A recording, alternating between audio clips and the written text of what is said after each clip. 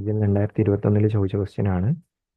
Okay, radius of two concentric circle, രണ്ട് concentric circle ഉണ്ട്. അതിൻ്റെ റേഡിയസ് 12 13 എ ബി എന്ന് പറയുന്ന അതിൻ്റെ ഡയമീറ്റർ ആണ്. വലിയ സർക്കിളിൻ്റെ ഡയമീറ്റർ ആണ് എ ബി. അപ്പോൾ നമുക്ക് പേര് കൊടുക്കാം എ ബി. ഇനി പറഞ്ഞിരിക്കുന്നത് ബി ഡി. ബി ഡി എന്ന് പറയുന്നത് ചെറിയ സർക്കിളിൻ്റെ ടാൻജൻ്റ് ആണ്. ഇത് സ്മോളർ സർക്കിളിൽ ടച്ച് ചെയ്യുന്ന പോയിന്റ് ആണ് ഡി. ഓക്കെ, അങ്ങനെയാണെങ്കിൽ നമുക്കറിയാം ഇതിൽ നിന്ന് സർക്കിളിൻ്റെ സെൻറ്ററിലോട്ട് വരയ്ക്കുന്നത് എന്തായിരിക്കും? പെർപെൻഡിക്കുലർ ആയിരിക്കും. അത് നമുക്ക് നോക്കാം. Find the length of A D. A D കണ്ടുപിടിക്കാനാണ് പറഞ്ഞിരിക്കുന്നത്. എ ഡി കണ്ടുപിടിക്കാനാണ് നമ്മുടെ പറഞ്ഞിരിക്കുന്നത്. ഓക്കെ, അതിനു മുമ്പ് നിങ്ങൾ ഇവിടെ നിന്ന് ഇങ്ങോട്ടേക്ക് വരച്ച് കഴിഞ്ഞാൽ എന്തായിരിക്കും? പെർപെൻഡിക്കുലർ ആയിരിക്കും. കാരണം സർക്കിളിൻ്റെ സെൻറ്ററിൽ നിന്ന് ടാൻജൻറ്റിലോട്ട് വരയ്ക്കുന്ന ലൈൻ പെർപെൻഡിക്കുലർ ആയിരിക്കും.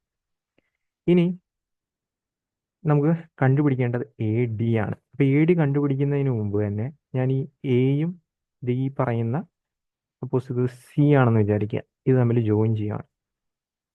ഓക്കെ, അതും പെർപെൻഡിക്കുലർ ആയിരിക്കും. കാരണം എന്താണ്?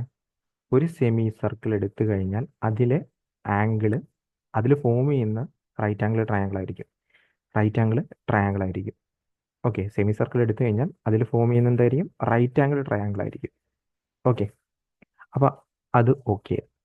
അപ്പോൾ ഞാനാണെങ്കിൽ ഇവർ തന്നിട്ടുണ്ട് വലിയ സർക്കിളിൻ്റെ റേഡിയസ് 13. അപ്പോൾ ഇത് 13 ഇത് 13 ഇത് 12. ഇനി കഴിഞ്ഞ ദിവസം നമ്മളൊരു വീഡിയോ ചെയ്തായിരുന്നു, converse of mid point theorem. അതായത് ഒരു സർക്കിളിൻ്റെ ഒരു സൈഡിൽ നിന്ന്, അതായത് മിഡ് പോയിന്റിൽ നിന്ന് മറ്റേ സർക്കിളിന് മറ്റേ സൈഡിലോട്ട് വരുന്ന ലൈൻ, ബേസിന് പാരലായിട്ട് വരുന്ന ലൈൻ എന്തായിരിക്കും? മറ്റേൻ്റെ മിഡ് പോയിന്റിലായിരിക്കും വരുന്നത്. ഇവിടെ നോക്കിക്കഴിഞ്ഞാൽ നിങ്ങൾക്കൊരു ലൈനുണ്ട്, അതിൽ നിന്ന് പെർപെൻഡിക്കുലർ ആയിട്ട് രണ്ട് ലൈൻ പോകുന്നു, അത് മറ്റേ സൈഡിനെ മീറ്റ് ചെയ്യുന്നു. ഓക്കെ, ഇത് മിഡ് പോയിന്റിലാണ് മീറ്റ് ചെയ്യുന്നത്. അങ്ങനെയാണെങ്കിൽ ഈ രണ്ടിനും പാരലായിരിക്കും, കാരണം ഇത് രണ്ട് പെർപെൻഡിക്കുലർ അല്ലേ. ഓക്കെ, പെർപെൻഡിക്കുലർ അല്ലേ, ഒരേ ലൈനിൽ തന്നെ കിടക്കുന്ന രണ്ട് പെർപെൻഡിക്കുലർ ലൈൻ പാരലായിരിക്കും. അപ്പോൾ converse of mid point theorem അനുസരിച്ചിട്ട് ഈ പറയുന്ന ഇവിടെ നിന്ന് മിഡ് പോയിന്റിൽ നിന്ന് വരുന്നു.